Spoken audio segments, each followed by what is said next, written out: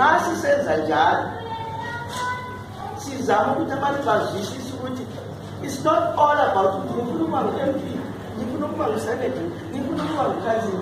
It's about ukuthi sifuna ukukhipha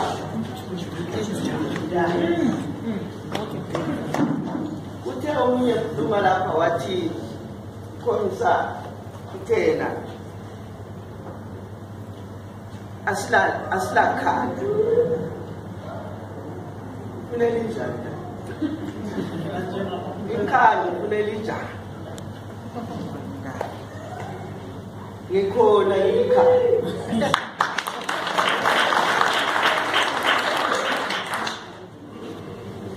Let me say to you, ngirane i-NPF saniqaliswa kunjalo kungalakhanda benjalo nansi ikhona ngoba silesibili abanye babe abantu bazihamba wathiwa ngiyakhokhela kodwa wangena emunjini phakathi komuntu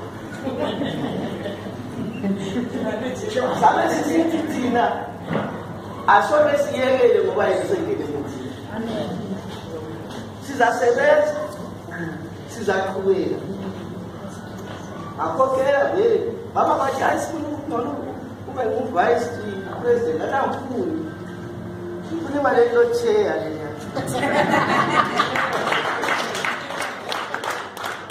uvice you become answerable kuboss wakho uchairman wephathi la uvice angabhayisi uchairman yakwathi ukubiza abantu bamuthi angisoke mina ngemva nguvice ngithi isikhundla esinamandla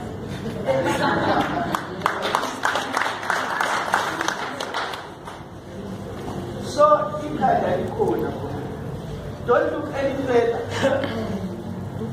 ngoba ikhanda leli yilo lenzela abakhulu yilo lenze ama-province onke abakhulu bathi alihambi lona lihamba lama-comrades alisapotayo.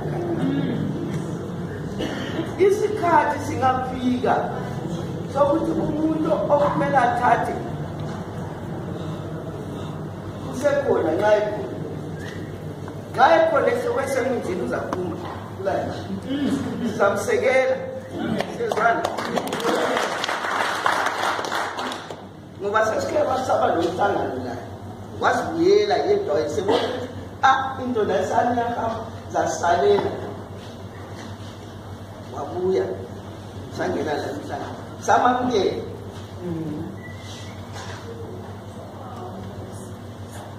so ngisisho njalo ngizama ukulitshela ukuthi the power is not always about a position.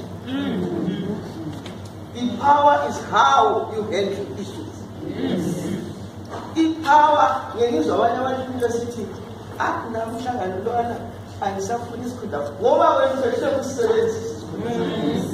But if you can use the position that God has given you, ngeqiniso uzakhokhela.